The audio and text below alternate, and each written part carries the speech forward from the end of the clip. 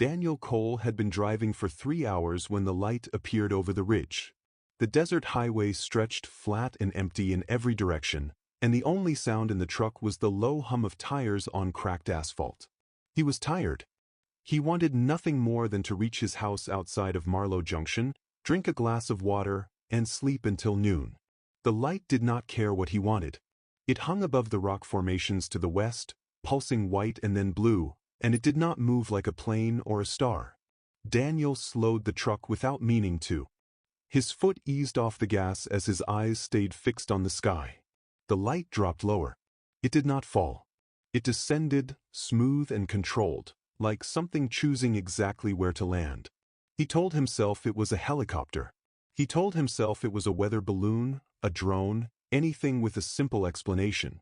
But the shape beneath the light was wrong. It was too large, too round, too silent. He pulled the truck onto the shoulder and turned off the engine, and the desert went quiet in a way he had never heard before. No insects. No wind. Nothing. He sat there with his hands on the wheel, watching the light settle behind a low ridge about a mile from the road. A soft orange glow rose from where it landed, like the ground itself was breathing heat. Daniel knew he should drive away. He knew every instinct in his body was telling him to turn the key and get back on the highway toward home. Instead, he opened the door and stepped out into the cold desert night, drawn forward by something he could not name. The sand was cold under his boots as he walked toward the ridge. Daniel was not an adventurous man. He worked at the hardware store in town, he coached his nephew's baseball team on weekends, and he avoided trouble whenever he could. But something about the light pulled at him, an old animal curiosity that refused to let him climb back into the truck and drive away. He told himself he would look for just a minute, just enough to understand what he had seen. The ridge rose gently, scattered with creosote bushes and broken rock, and as he climbed it his breathing grew louder in his own ears. At the top he crouched low and looked down into the shallow basin beyond. The craft was there. It was not shaped like anything from a movie or a television screen. It looked almost organic, curved and seamless, the color of wet stone, resting in a crater of its own making. Steam or smoke rose from vents along its surface. There were no windows.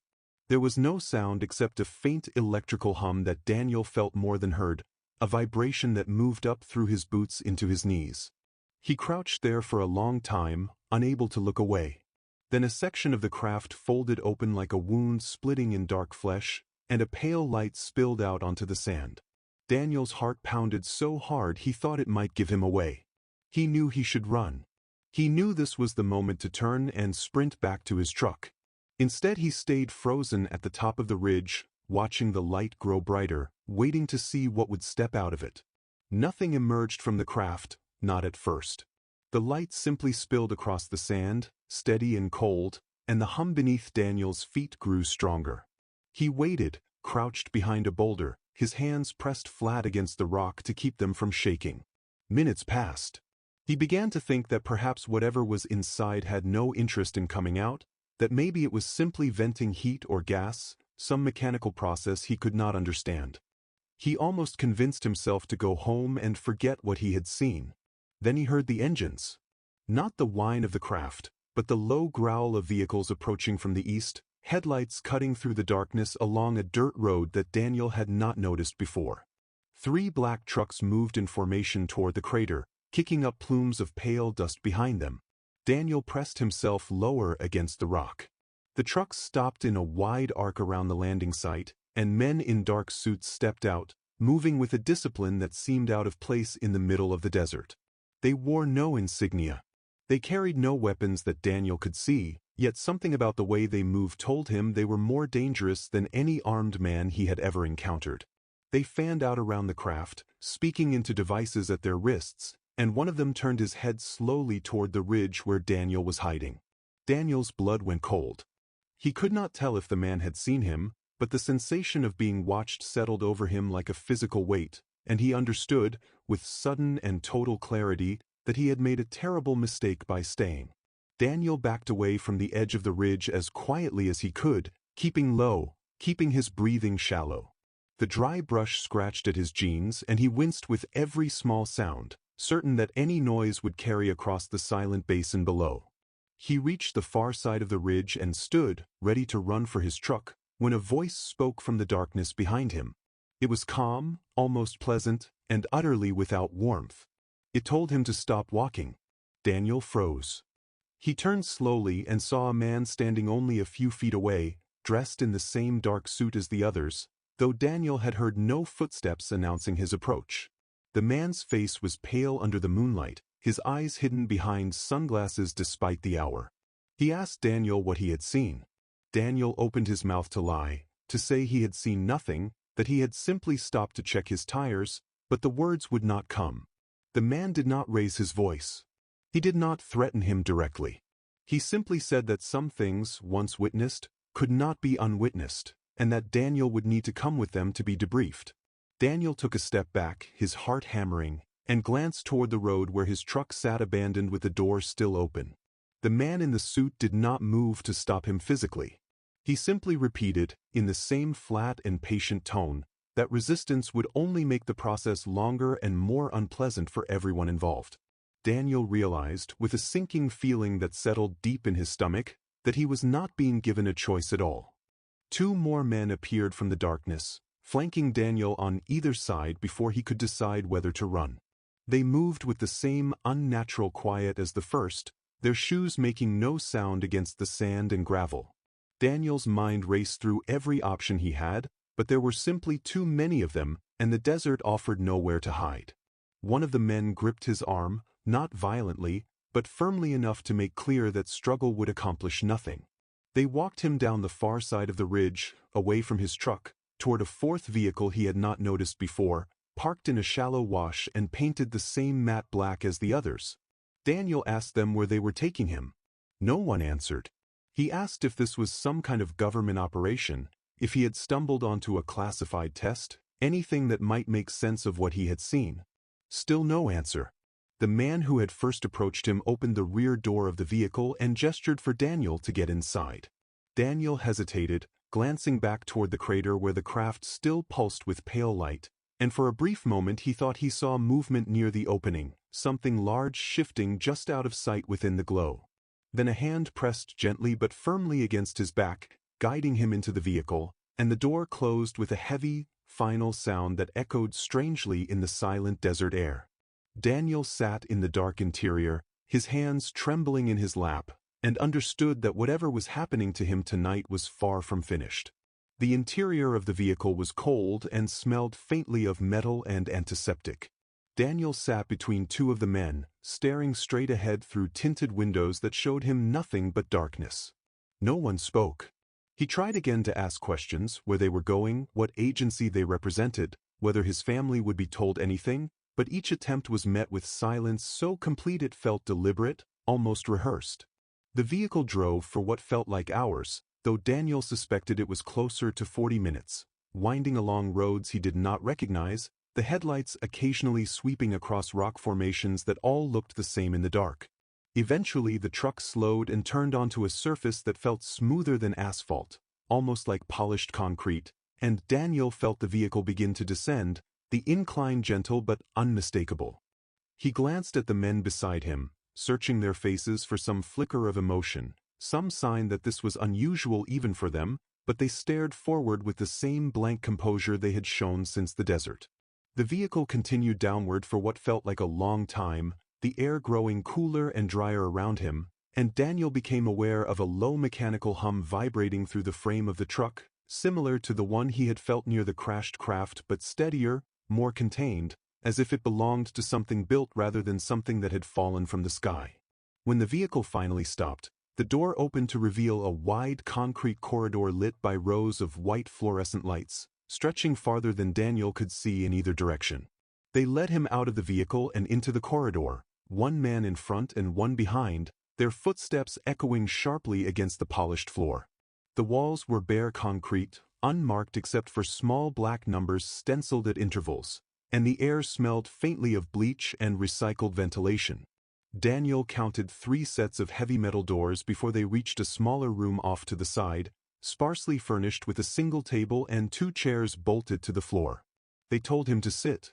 He did, because there seemed to be no version of this situation where refusing would help him. The man who had first approached him in the desert entered a few minutes later, removing his sunglasses for the first time, revealing eyes that were an ordinary shade of brown, tired and human in a way that surprised Daniel. He introduced himself only as Agent Voss and said that Daniel had witnessed an event that fell under a level of classification most citizens never encountered in their lives. Daniel asked what the craft was. Voss did not answer directly. Instead, he asked Daniel a series of questions: what he had seen, how long he had watched, whether he had photographed anything or contacted anyone before being intercepted. Daniel answered honestly, mostly because he could think of no reason to lie and every reason to cooperate. When the questions ended, Voss studied him for a long moment, as if weighing something Daniel could not see, and then said that Daniel would need to remain at the facility for a period of assessment.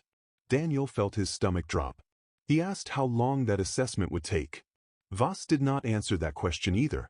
They moved Daniel to a smaller holding room down the corridor, windowless except for a narrow slit of reinforced glass in the door.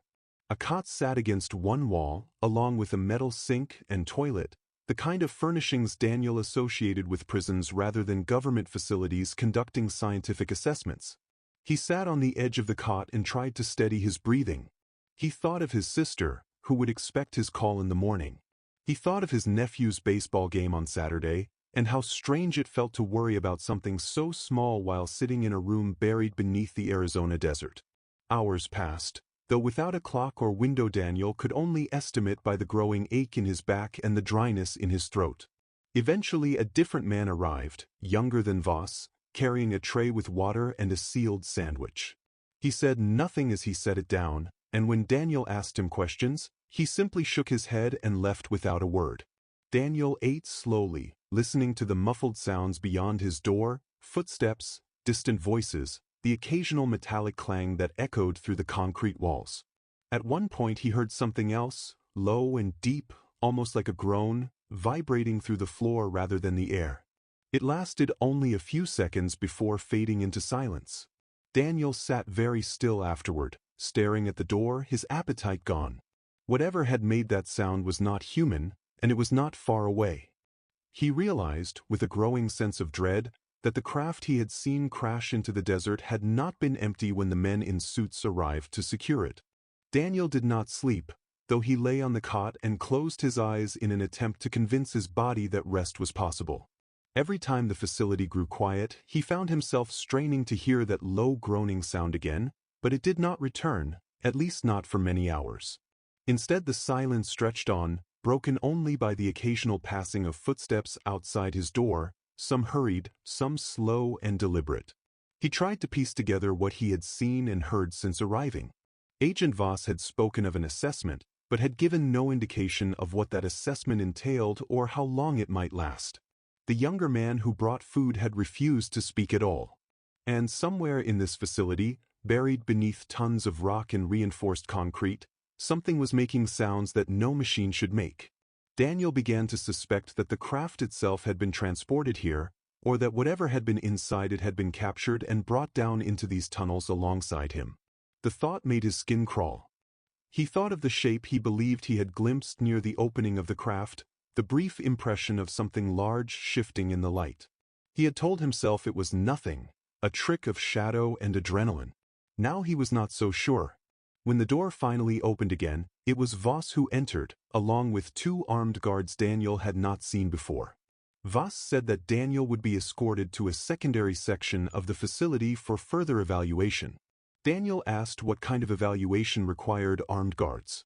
Voss's expression did not change, but for the first time, Daniel thought he saw a flicker of something like unease behind his eyes.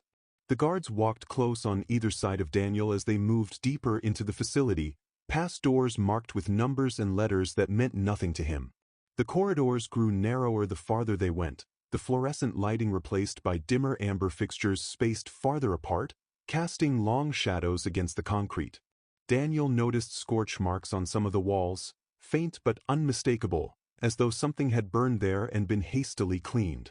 He asked Voss what had happened in this section. Voss did not answer, but his pace quickened slightly, and Daniel noticed the guards tighten their grips on the weapons slung across their chests. They passed a large observation window set into one wall, reinforced with thick glass and metal bars, though the room beyond it was dark and impossible to see into clearly. Daniel slowed instinctively as they passed, and for a brief moment he thought he saw movement in the darkness beyond the glass, something enormous shifting against the far wall. Voss placed a hand on his shoulder and urged him forward, his voice low and firm, telling him not to stop walking. Daniel obeyed, but the image stayed with him, burned into his mind, the impression of something too large for the room it occupied, folding and unfolding limbs that did not move like anything he understood. They reached a final door at the end of the corridor, heavier than the others, reinforced with visible bolts and a keypad requiring 2 separate codes. Voss entered the codes himself, glancing once at Daniel with an expression that might have been sympathy or might have been warning, and the door slid open with a hiss of released pressure. Beyond the door was a wide chamber lined with monitoring equipment, banks of screens displaying feeds Daniel could not fully interpret, lines of data scrolling too quickly to read.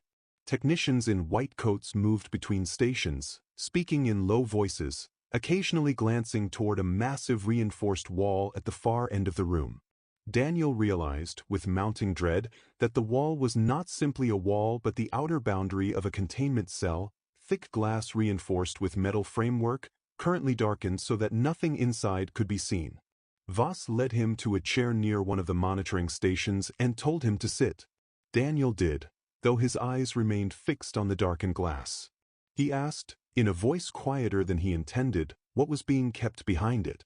Voss hesitated for the first time since Daniel had met him, then said that the facility had recovered something from the craft, something alive, something that had been in containment for nearly 6 hours. Daniel felt his throat tighten. He asked what it was. Voss said they did not fully know yet, only that it was large, that it was intelligent in ways their scientists were still struggling to measure, and that it had already caused the deaths of 2 technicians during transport from the crash site to the facility. Daniel's mind reeled. He asked why he had been brought here, to this room, so close to something so dangerous. Voss explained that Daniel's proximity to the crash site made him a unique witness, one whose account of the craft's landing might help them understand its behavior before capture. Daniel wanted to argue, to demand they take him somewhere else, anywhere else, but before he could speak, one of the technicians called out that the readings behind the glass had changed. The room fell into a tense hush as the technician repeated his warning, his voice sharper now, edged with alarm. Voss moved quickly to the monitoring station, scanning the scrolling data with narrowed eyes. Daniel remained in his chair, unable to look away from the darkened glass at the far end of the chamber. A low vibration began to build beneath his feet, the same vibration he had felt in the vehicle earlier, only stronger now, insistent, rattling loose objects on nearby desks. One of the technicians shouted that containment integrity was dropping. Voss ordered the room sealed, and within seconds heavy metal shutters began sliding down over the corridor entrance behind them, cutting off the path Daniel had just walked through. He stood, his heart pounding, and asked Voss what was happening. Voss did not answer. His attention was fixed entirely on the glass, which had begun to flicker with faint internal light, pulsing in time with the vibration beneath their feet. A crack, thin as a hair, appeared near the base of the reinforced glass. Then another, spreading upward with a sound like ice fracturing on a frozen lake. Technicians scrambled toward exits that were no longer available, their voices rising into shouts and then screams as more cracks spread across the surface of the containment wall. Daniel backed away instinctively, pressing himself against the farthest wall of the chamber, his eyes wide with a terror he had never experienced before. The glass groaned, a deep structural sound that seemed to come from within the material itself, and then, all at once, it shattered. The explosion of glass sent technicians diving for cover, shards raining across consoles and equipment in a glittering storm. Daniel threw his arms over his head instinctively, pressing himself into the corner of the room as the lights flickered violently. When he lowered his arms, he saw it. The creature that emerged from the containment cell was larger than anything he could have imagined, easily 8 feet tall, even hunched beneath a low ceiling, its skin a mottled gray that seemed to shift color depending on the angle of the light. Its limbs were too long for its body, jointed in places that did not correspond to human anatomy, ending in claws that scraped sparks against the concrete floor. Its head was elongated, eyeless as far as Daniel could tell, yet it seemed to track every movement in the room with unnerving precision. The first technician it reached did not even have time to scream. The creature moved with impossible speed, closing the distance in a single stride, and the sound that followed was wet and final. Daniel pressed his hand over his mouth to keep from crying out, watching in frozen horror as the creature turned toward the next nearest person, one of the armed guards who had escorted him earlier. The guard raised his weapon and fired, the sound deafening in the enclosed space, but the bullet seemed to do little more than anger the creature further. It crossed the room in 2 strides and struck the guard aside with a single sweep of its arm, sending him crashing into a bank of monitors that sparked and shattered on impact. Daniel realized, with sickening clarity, that nothing in this facility was equipped to stop what had just been released. Voss grabbed Daniel by the arm and pulled him toward a service door hidden behind one of the monitoring stations, shouting something Daniel could barely hear over the chaos erupting behind them. The creature had turned its attention to 2 more technicians who had tried to flee toward the sealed corridor entrance, and their screams echoed through the chamber as Voss wrenched the service door open and shoved Daniel through ahead of him. They emerged into a narrow maintenance corridor lined with pipes and exposed wiring, dimly lit by emergency lighting that had switched on somewhere in the chaos. Voss slammed the door behind them and fumbled with a manual lock, his hands shaking despite his earlier composure. Daniel asked him, breathless and terrified, what that thing was and how it had broken through reinforced containment glass so easily. Voss admitted, his voice hollow, that their scientists had underestimated its strength from the moment it arrived, that early tests had suggested a much lower threshold of physical capability than what they had just witnessed. He said the facility had procedures for this kind of event, though his tone suggested he did not fully believe those procedures would work. They moved quickly down the maintenance corridor, Voss leading the way with a flashlight pulled from his jacket, the beam bouncing unsteadily off pipes and conduits as they went. Behind them, muffled through the sealed door, Daniel could still hear sounds he wished he could unhear, and beneath those sounds, a distant klaxon began to wail through the facility, signaling an emergency that everyone within these walls now understood far too well. The alarm continued its rhythmic wail as Voss led Daniel through a series of twisting maintenance passages, occasionally stopping to check a small device on his wrist that displayed a rough map of the facility. Daniel's legs ached from the pace, his lungs burning in the recycled air, but fear kept him moving faster than exhaustion could slow him down. Voss explained, in short bursts between turns, that the facility had multiple sublevels, and that their best chance of reaching the surface was an emergency stairwell near the original vehicle entrance where Daniel had first been brought inside. Daniel asked why they could not simply return the way they came. Voss said the creature's containment cell had been positioned near the central hub of the facility, meaning most direct routes to the surface would take them dangerously close to wherever it now roamed. They reached a junction where the maintenance corridor split into 2 directions, and Voss paused, studying his wrist display with a furrowed brow. Somewhere behind them, faint but unmistakable, came the sound of metal buckling, as though a door far heavier than the one they had escaped through was being forced open. Daniel felt a fresh wave of panic rise in his chest. Voss chose the left passage without further hesitation, pulling Daniel along by the sleeve of his jacket. They moved in near silence now, both of them straining to hear any sound that might indicate the creature's location, but the facility's concrete walls seemed to swallow sound unpredictably, making it impossible to judge distance or direction. Daniel kept glancing over his shoulder, half expecting to see something enormous emerge from the shadows behind them at any moment.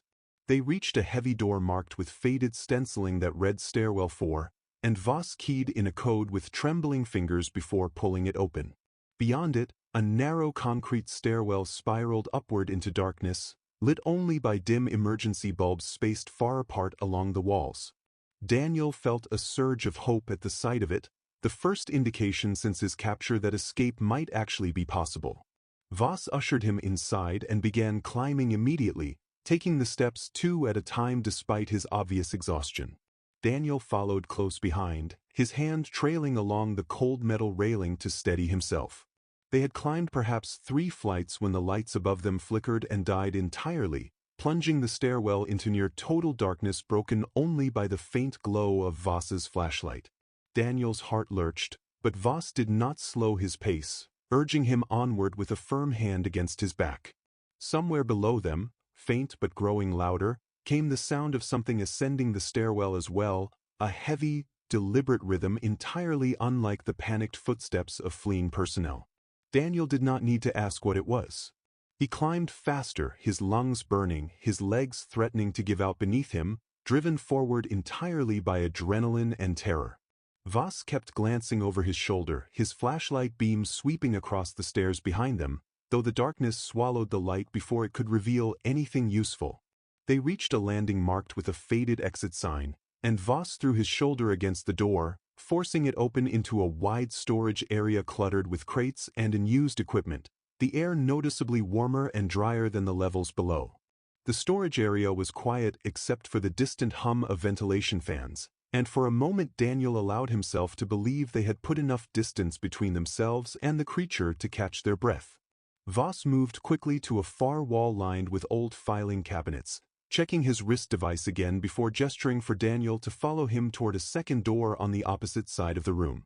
Daniel asked how much farther until they reached the surface.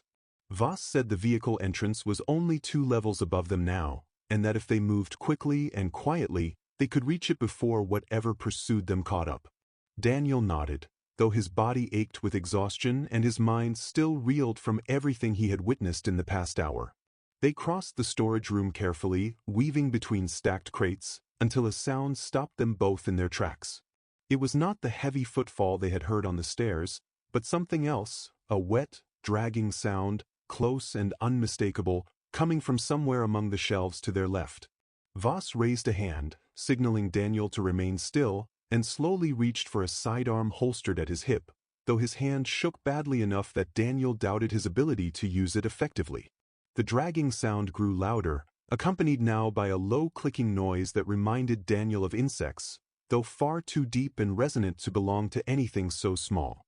Voss began backing away slowly, pulling Daniel with him toward the door they had originally intended to use, his eyes fixed on the darkness between the shelves where something was clearly moving closer.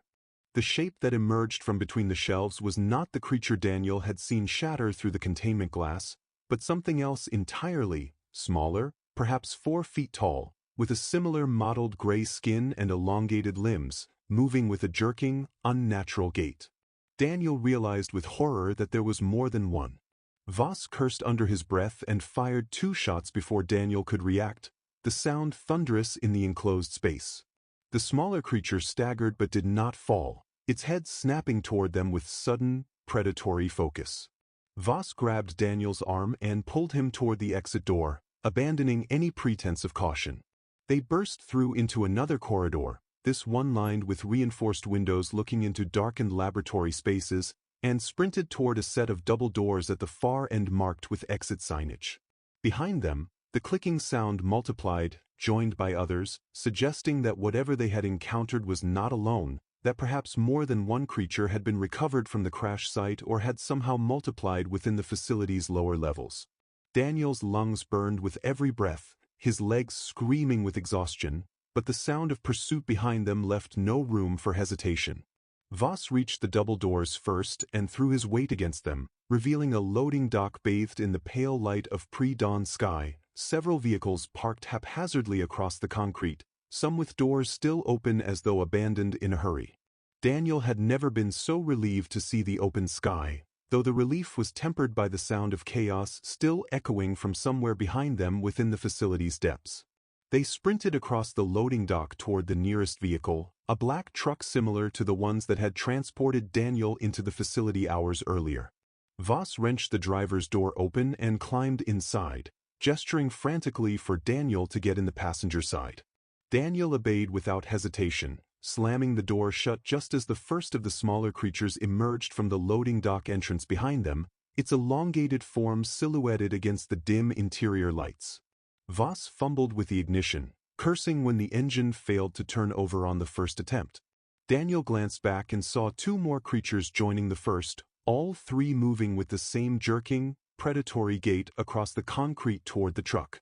On the second attempt, the engine roared to life, and Voss threw the vehicle into reverse, tires screeching against the concrete as he spun them around and accelerated toward the dirt road leading away from the facility. Daniel looked back through the rear window and saw the creatures give chase for only a few strides before abandoning the pursuit, as though something about leaving the immediate vicinity of the facility held them back. He did not know whether to feel relieved or more afraid, wondering what might be different about the much larger creature that had first broken free. Voss drove in tense silence for several minutes, his knuckles white against the steering wheel, occasionally glancing into the rearview mirror as though expecting the facility itself to come alive behind them. Daniel finally allowed himself to breathe, though his hands would not stop trembling, and the adrenaline that had carried him through the escape began to give way to a bone-deep exhaustion. Voss did not slow the truck until they had put several miles between themselves and the facility, finally easing off the accelerator once the dirt road merged back onto the paved highway. Daniel stared out the window at the darkened desert rushing past, the horizon just beginning to lighten with the first hints of dawn. He asked Voss what would happen now, whether the military would be called in, whether anyone outside the facility even knew what had happened. Voss admitted that communication with the surface had likely been cut off the moment containment failed, a standard protocol designed to prevent information from leaking before the situation could be assessed and controlled. Daniel felt a cold knot form in his stomach. He asked what that meant for the towns near the facility, for the people who lived above ground with no idea what had just been unleashed beneath their feet.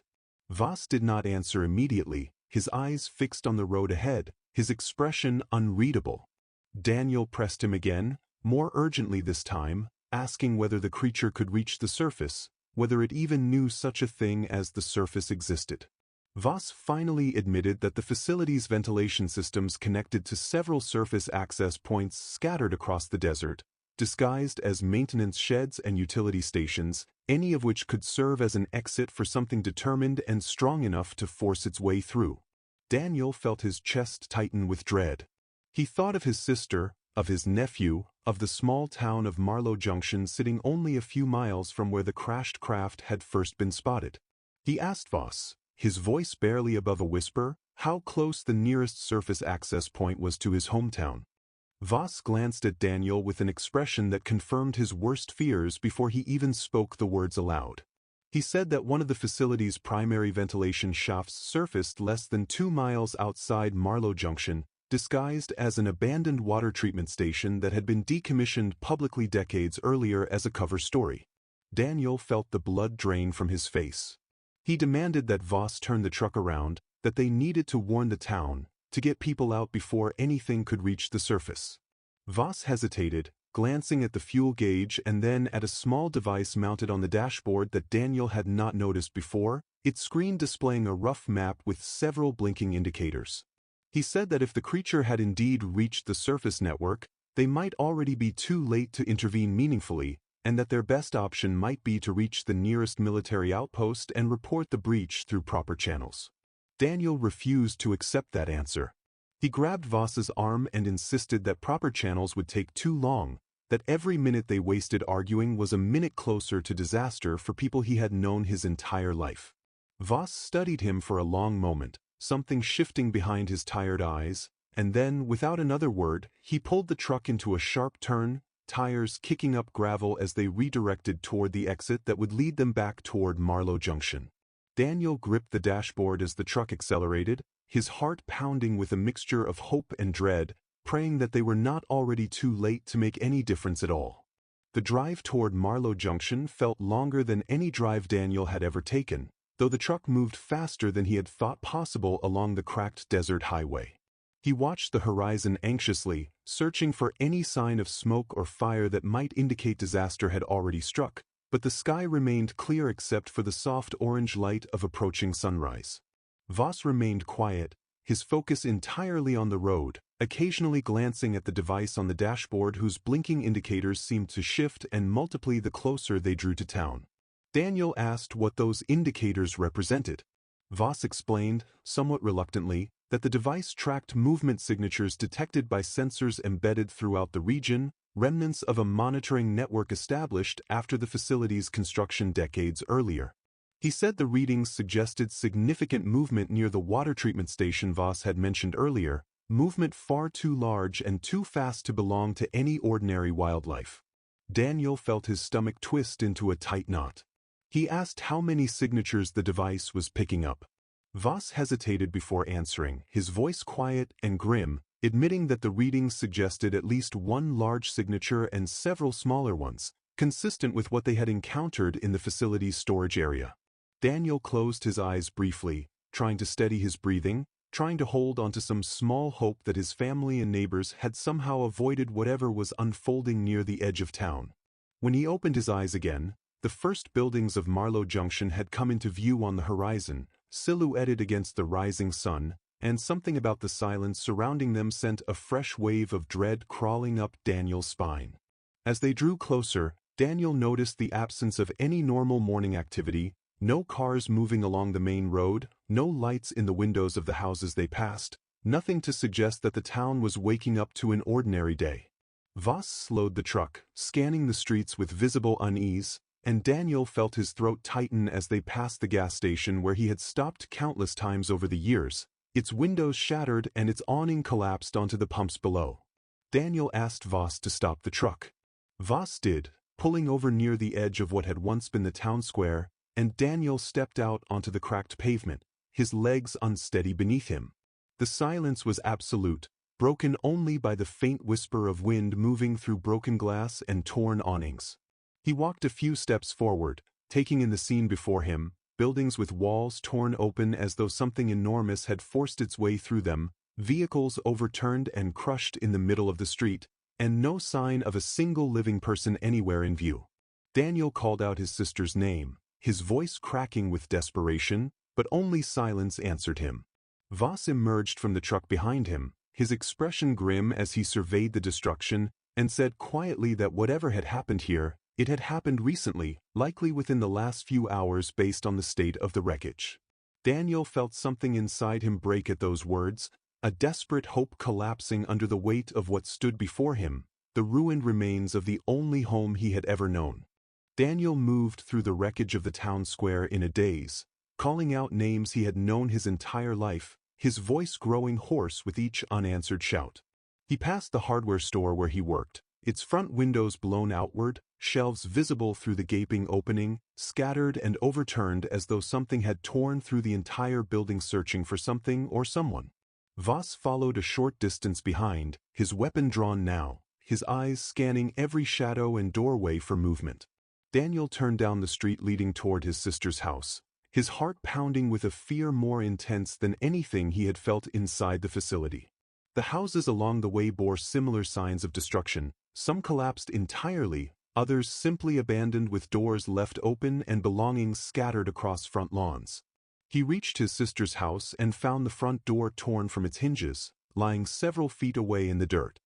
He rushed inside, calling her name, checking every room, but found nothing except overturned furniture and a chilling absence of any sign of struggle or violence, as though the house had simply been emptied rather than attacked directly.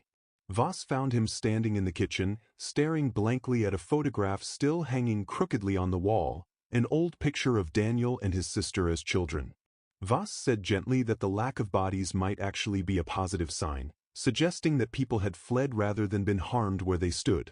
Daniel wanted desperately to believe that, but the empty silence pressing in around them offered no comfort, only the crushing weight of uncertainty about what had truly happened to everyone he loved. They left the house and continued through the ruined streets, searching for any sign of survivors or clues to where the town's residents might have gone. Daniel noticed strange markings on some of the buildings, deep gouges in the concrete and brick that resembled claw marks but were far too large and spaced too widely to belong to anything natural. Voss examined the markings closely, his expression grim, and said they were consistent with damage caused by something similar to what they had encountered in the facility, though considerably larger based on the scale of the gouges. Daniel felt a fresh wave of dread settle over him, wondering just how large the creature had grown since escaping containment, or whether it had always been this size and simply appeared smaller within the confines of the facility's chamber. They reached the edge of town near the old water treatment station Voss had mentioned earlier, and Daniel saw immediately that something had torn through the chain-link fence surrounding the property, the metal bent and twisted as though it were nothing more than paper. Beyond the fence, the treatment station itself stood with one wall completely collapsed, revealing a dark opening leading down into the earth, presumably connecting to the same tunnel network Daniel had traveled through hours earlier. Voss stared at the opening for a long moment before saying quietly that this confirmed his worst suspicion, that the creature had indeed used this access point to reach the surface, and that its size and strength suggested it had grown significantly during its brief time in captivity, perhaps feeding on something within the facility that had accelerated its physical development in ways their scientists had never anticipated. Daniel asked Voss where the townspeople could have possibly gone if the creature had emerged so violently and so close to the center of town. Voss suggested checking the community shelter located beneath the elementary school, a structure originally built during an era of nuclear anxiety decades earlier but maintained since then as a general emergency refuge for the town. Daniel felt a small flicker of hope at the suggestion and led the way toward the school, moving quickly despite his exhaustion. The school building itself appeared largely intact compared to the destruction they had witnessed elsewhere, its windows unbroken and its doors still standing firmly in place. Daniel pushed through the front entrance and moved toward the stairwell leading down to the basement shelter, his footsteps echoing loudly in the empty hallways. He reached the heavy shelter door and found it sealed, a small indicator light glowing green beside the handle, suggesting the shelter had been activated and locked from within. He pounded on the door and called out, identifying himself and pleading for someone inside to respond. For a long moment, nothing happened, and Daniel feared the shelter might be empty or unresponsive for reasons he did not want to consider. Then, slowly, he heard the sound of heavy bolts being drawn back, and the door creaked open to reveal a dimly lit stairwell descending into the shelter below, and standing at the top of those stairs, pale and trembling but unmistakably alive, was Daniel's sister, her eyes widening with disbelief and relief as she recognized her brother standing in the doorway above her. Daniel's sister, Claire, pulled him into a fierce embrace the moment he reached the bottom of the stairwell, her body shaking with quiet sobs of relief.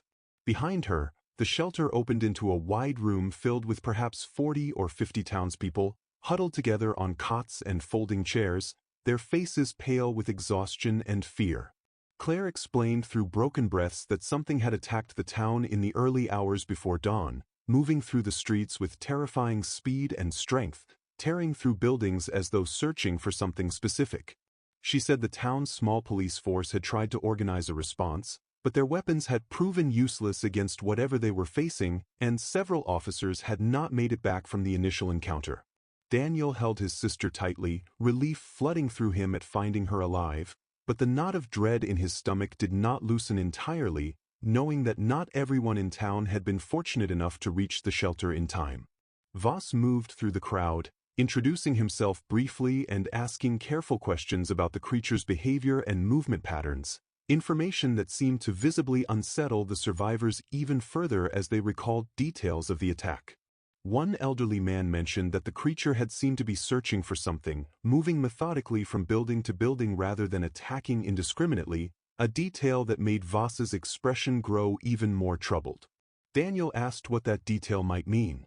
Voss did not answer immediately, his eyes distant and calculating, clearly turning over some possibility in his mind that he was not yet ready to share aloud with the frightened survivors gathered around them. Voss eventually pulled Daniel aside, away from the survivors, and admitted that the creature's apparent search pattern reminded him of behavior documented in classified reports from similar incidents decades earlier, incidents the facility had been established specifically to study and contain. He explained that in at least one previous case, a captured entity had displayed similar searching behavior after escaping containment, ultimately revealing that it had been attempting to locate and retrieve something taken from it during capture, a biological sample or fragment removed for study purposes. Daniel asked what that meant for their current situation. Voss admitted he did not know for certain, but suggested that if something similar had been taken from the creature during its brief containment, it might continue searching the town relentlessly until it either found what it sought or exhausted every possible location. Daniel felt a chill run through him at the implication, understanding that the town might remain in danger indefinitely unless someone determined what the creature was searching for and either returned it or removed it entirely from the area. Claire, overhearing part of the conversation, asked whether the shelter would hold if the creature returned to search the school itself. Voss admitted honestly that the shelter had never been designed to withstand an attack from something with the creature's demonstrated strength, though its reinforced construction might provide more resistance than the buildings already destroyed above ground. Daniel looked around at the frightened faces surrounding him, people he had known his entire life, and felt a growing determination to find some way to protect them, even if that meant confronting the creature directly rather than waiting helplessly for it to find them first. Daniel spent the next several hours helping organize the shelter, distributing what little food and water remained among the survivors while Voss attempted to establish contact with any surviving authorities using equipment salvaged from his truck. The attempts proved largely unsuccessful, the radio equipment returning only static or brief garbled transmissions that offered no useful information about the broader situation beyond Marlow Junction. Claire sat beside Daniel during a rare quiet moment, asking him quietly what he had experienced since the previous evening, and Daniel found himself recounting the entire ordeal in halting, exhausted sentences: the crash, the men in black, the underground facility, and finally the creature's violent escape. Claire listened in stunned silence, occasionally glancing toward the shelter's reinforced walls as though expecting them to buckle at any moment beneath the weight of what her brother described. When he finished, she asked the question that had been weighing on Daniel's mind since arriving in town, whether the creature could be stopped at all, or whether they were simply waiting for it to find them eventually. Daniel admitted he did not know, but said that Voss seemed to believe understanding what the creature wanted might offer some path toward resolving the crisis without further loss of life. Claire's expression remained doubtful, and Daniel could hardly blame her, given everything they had both witnessed and lost within the span of a single terrible night. As the conversation lulled into exhausted silence, a distant sound reached them through the shelter's ventilation system, faint but unmistakable, a low resonant groan that seemed to shake the very foundation of the building above them, and every person in the shelter fell instantly and completely silent. The groaning sound repeated, closer this time, and dust drifted down from the ceiling of the shelter as something massive moved across the ground floor of the school above them. Claire gripped Daniel's arm tightly, her breathing shallow and rapid, while around them the other survivors huddled closer together, several of the younger children beginning to cry despite their parents' desperate attempts to quiet them. Voss moved quickly to the shelter's reinforced door, checking the locking mechanism and pressing his ear against the cold metal, listening intently to sounds Daniel could no longer distinguish clearly through the thick walls. The heavy footsteps continued overhead, slow and deliberate, pausing occasionally as though the creature were investigating something specific within the school building. Daniel found himself holding his breath, praying silently that the shelter's location remained hidden from whatever moved above them. After several agonizing minutes, the footsteps grew fainter, moving away from their position toward what Daniel guessed was the far end of the school building. Voss remained at the door for a long while after the sounds faded entirely, refusing to declare the immediate danger over until he felt certain the creature had genuinely moved on. When he finally stepped back from the door, his expression remained tense, and he explained quietly to the gathered survivors that the creature's search pattern seemed to be expanding methodically across the entire town, building by building, suggesting it possessed both patience and a level of persistent intelligence that made evasion alone an unreliable long-term strategy for survival. Daniel felt the weight of that realization settle heavily over the room, understanding that hiding could only delay the inevitable confrontation that seemed to be drawing steadily closer with each passing hour.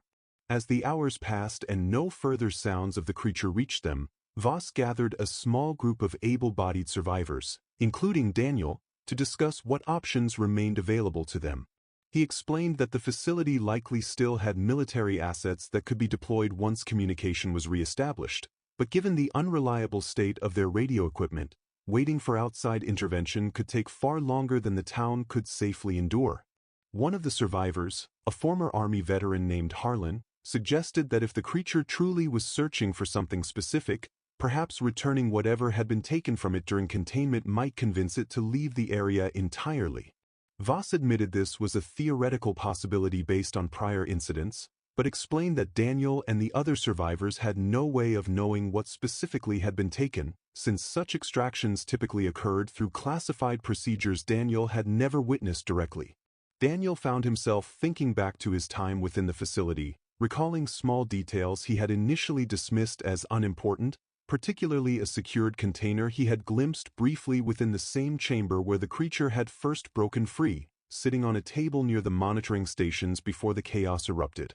He mentioned this detail to Voss, who considered it carefully before admitting that such a container likely held exactly the kind of extracted sample that might explain the creature's aggressive search pattern.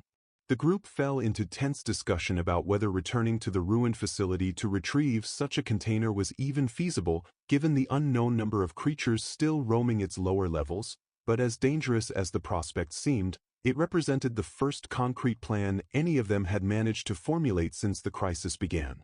The debate over returning to the facility continued for nearly an hour, with several survivors arguing strongly against the plan, citing the obvious danger of re-entering a location already proven deadly beyond anything they had previously imagined. Voss ultimately proposed a compromise, suggesting that only he and Daniel attempt the retrieval, given their prior familiarity with the facility's layout, while the remaining survivors stayed sheltered under Harlan's protection with whatever weapons could be gathered from the town's small police armory. Claire objected fiercely to Daniel's involvement, reminding him that he had already survived one impossible escape and did not owe anyone a second attempt at heroism. Daniel understood her fear, sharing much of it himself, but he also recognized that few others possessed any knowledge of the facility's internal structure, and he could not bring himself to ask someone else to take on a risk he was uniquely positioned to help mitigate. He promised Claire he would be careful, though the promise felt hollow even as he spoke it, given everything he had witnessed since the previous evening.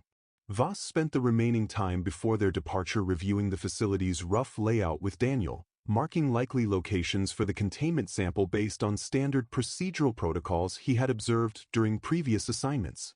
He also distributed what few weapons remained in his truck, though he cautioned that conventional firearms had proven largely ineffective against creatures of this size and resilience, meaning stealth and avoidance would serve them far better than any attempt at direct confrontation.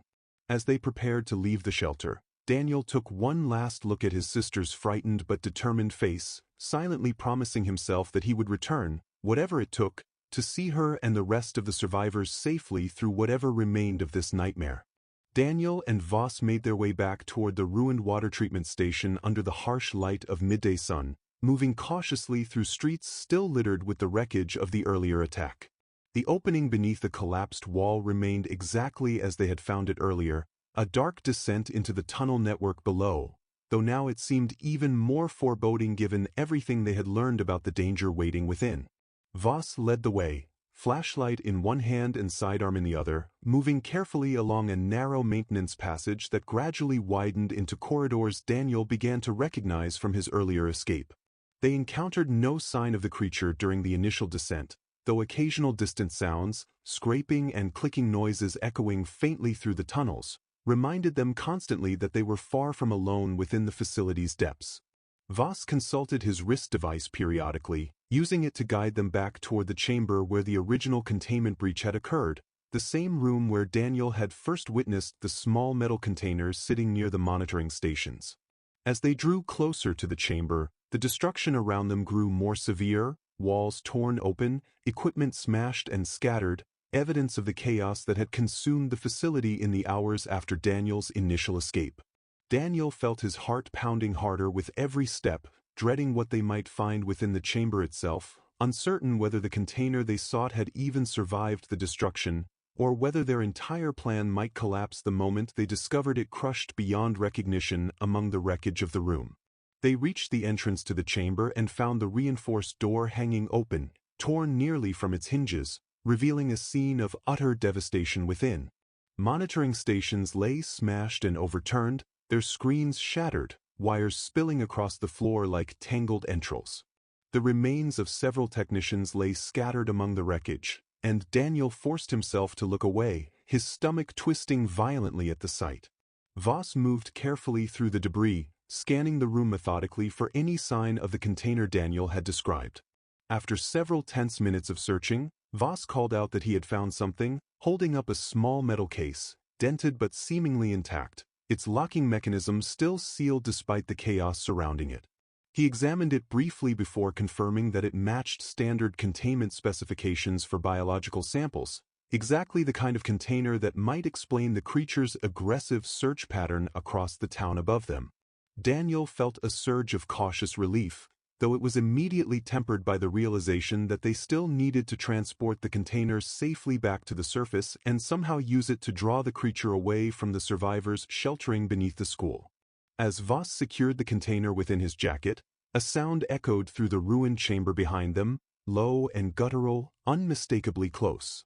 Daniel turned slowly, his blood running cold, and saw a shape emerging from the shadows near the far end of the room, larger than anything he had encountered so far, its elongated form filling nearly the entire width of the corridor beyond, and he understood immediately that they were no longer alone within the chamber.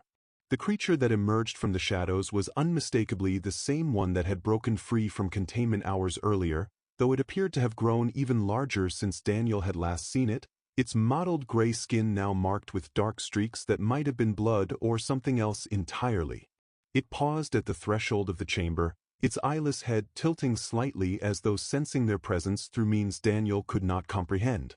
Voss froze completely, his hand instinctively moving toward the container hidden within his jacket, and Daniel understood with sudden clarity that the creature had somehow sensed the presence of its missing sample, drawn perhaps by some biological signal neither of them could detect.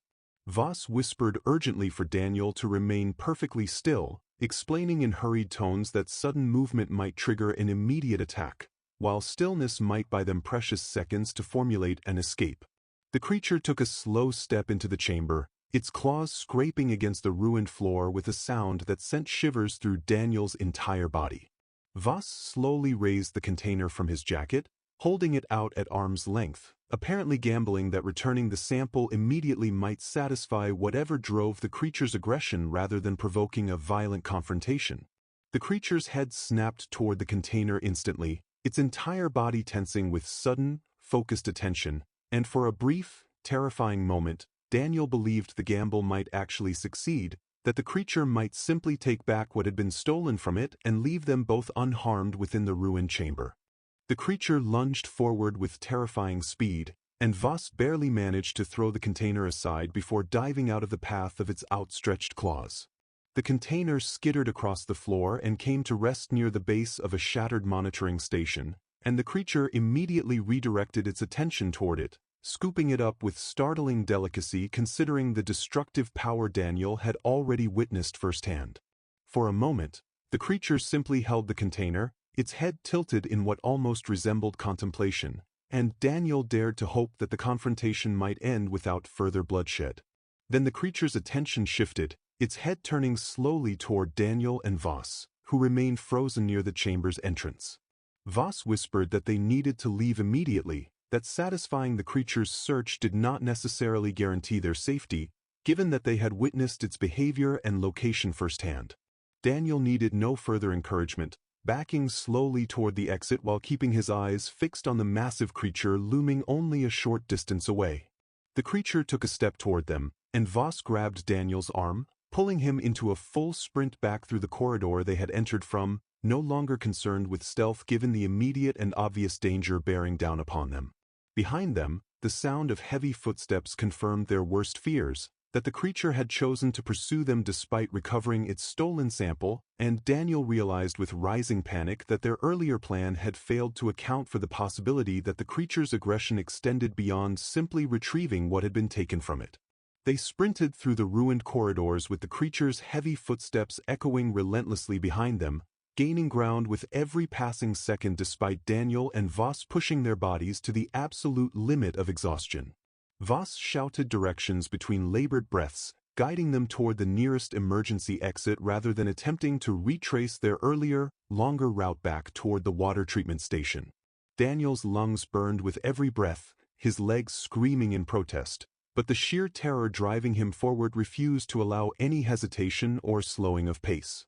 They rounded a sharp corner and Voss nearly collided with a section of collapsed ceiling blocking half the corridor, forcing them to squeeze through a narrow gap while the creature's footsteps drew ever closer behind them.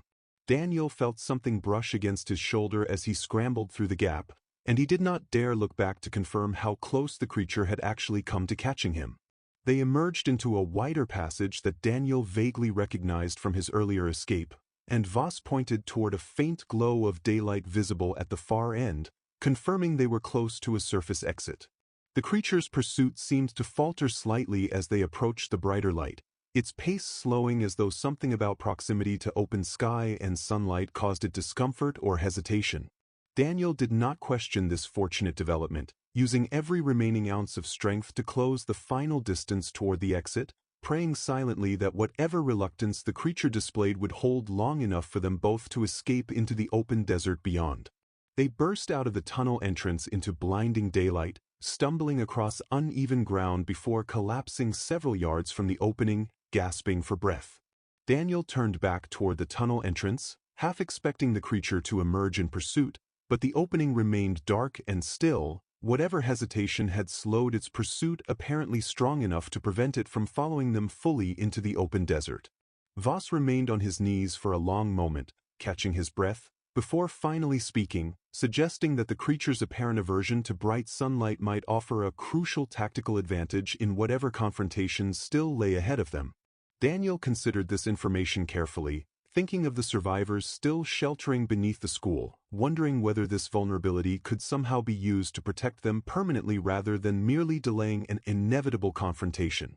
Voss admitted he did not know enough about the creature's biology to say for certain whether sunlight alone would be sufficient to stop it entirely, but suggested that drawing it into open, brightly lit areas might at least slow it enough to allow for a more organized defense or evacuation. They began the long walk back toward town, exhausted and unsteady, the container they had originally sought now lost somewhere within the ruined facility, along with any hope of a clean, simple resolution to the crisis threatening Marlow Junction. Daniel's mind raced with possibilities and fears in equal measure as they walked, understanding that whatever happened next would likely determine the fate of everyone who had survived thus far, and that the responsibility for finding some path forward now rested as heavily on his own shoulders as it did on Voss's. They reached the outskirts of town as the sun climbed higher into the sky, and Daniel felt a strange, disorienting relief at the sight of Marlow Junction's familiar streets, even ruined as they were by the earlier violence. Voss suggested returning immediately to the shelter to share what they had learned about the creature's apparent aversion to sunlight, information that might prove crucial in formulating a final plan to protect the survivors from further attacks. They moved quickly through the wreckage, retracing their earlier path toward the elementary school, and Daniel felt his heart lift slightly at the sight of the building still standing intact, seemingly undisturbed since their departure hours earlier. Inside, they found the shelter exactly as they had left it, the heavy door still sealed, and Daniel's knock was answered promptly by Harlan, who ushered them quickly inside once he confirmed their identities. Claire rushed to embrace Daniel again, relief evident in every line of her exhausted face, and Daniel found himself grateful beyond words simply to see her safe and unharmed after everything they had endured since parting ways earlier that day. Voss quickly explained what they had discovered within the facility, both the failed attempt to return the creature's sample and the crucial observation regarding its apparent discomfort in direct sunlight. The survivors listened intently, and Harlan immediately began suggesting practical applications of this information: floodlights salvaged from the school supply closet, mirrors positioned strategically to redirect sunlight into darker areas, anything that might create a barrier of brightness the creature would be unwilling or unable to cross in pursuit of its remaining targets. Over the following hours, the survivors worked together with renewed determination, gathering every available light source and reflective surface they could find within the school and surrounding buildings. Harlan organized teams to position floodlights along key access points leading toward the shelter, while others worked to angle mirrors and reflective panels salvaged from vehicles and store windows toward the darker corners of the building's exterior.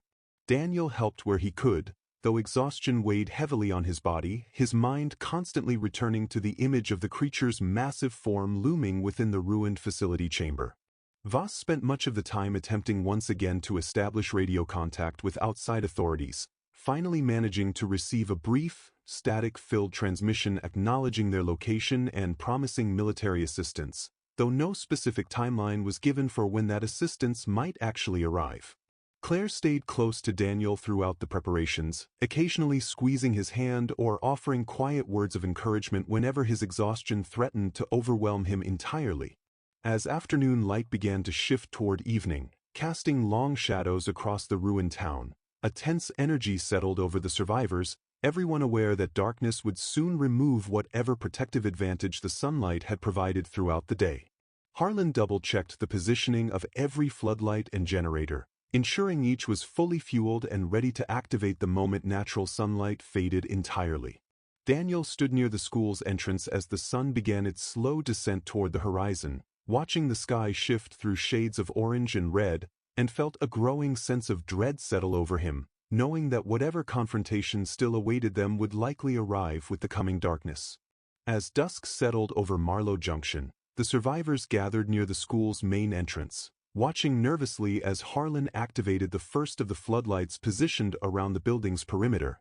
The harsh artificial light illuminated the surrounding wreckage in stark detail, casting long shadows that stretched across the ruined streets like reaching fingers.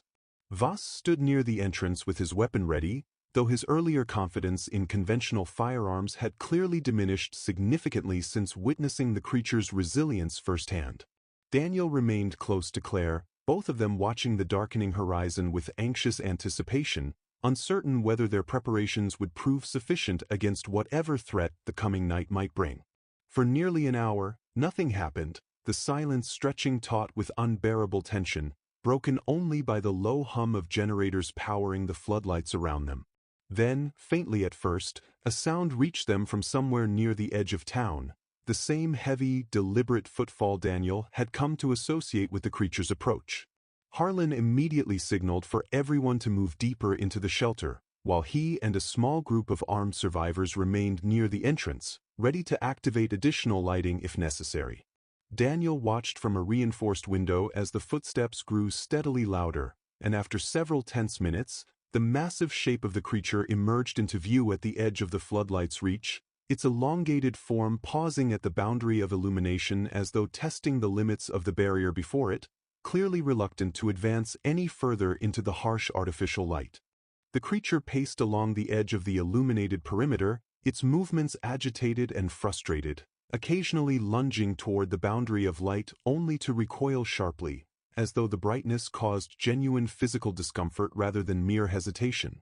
Harlan and the other armed survivors remained tense but hopeful, watching the creature's inability to breach the barrier with cautious optimism. Daniel felt a small measure of relief at the sight, though he understood the situation remained far from resolved, given that the creature showed no sign of abandoning its efforts to reach the shelter despite the obvious deterrent posed by the lights. Voss suggested that if they could maintain the lighting barrier throughout the night, military assistance might arrive before the creature found any alternative means of reaching the survivors. As if sensing this discussion, the creature suddenly changed tactics, moving away from the direct approach and circling instead toward the rear of the school building, where fewer floodlights had been positioned due to limited generator capacity. Harlan cursed under his breath and quickly redirected several survivors to reposition mirrors and reflective panels toward the newly threatened area, working frantically against the setting reality that their resources remained finite while the creature's patience and cunning seemed to grow more apparent with each passing minute. Daniel watched anxiously as the survivors scrambled to adapt their defenses, understanding that the coming hours would likely determine whether their makeshift barrier could truly hold against a threat that seemed increasingly capable of finding and exploiting every weakness in their hastily constructed defense. The night stretched on in a relentless cycle of tension and brief relief, the creature repeatedly probing different sections of the school's perimeter, forcing the survivors to constantly adjust and reinforce their lighting wherever gaps appeared. Daniel found himself running between positions alongside Harlan, helping reposition portable lights whenever a generator faltered or a section of darkness threatened to expose a new vulnerability. Voss remained near the radio equipment throughout most of the night, occasionally managing brief exchanges with distant authorities who continued to promise assistance without providing any concrete timeline for its arrival. As the hours wore on, Exhaustion began to take a visible toll on the survivors, several generators running low on fuel despite careful rationing, and Daniel could sense a growing desperation settling over the group as the seemingly endless night continued without any sign of relief.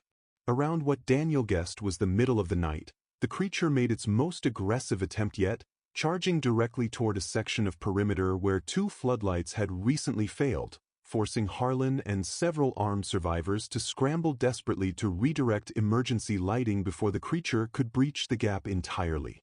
The confrontation proved dangerously close, the creature's claws raking across the very edge of the illuminated boundary before the restored lighting finally forced it back into retreat.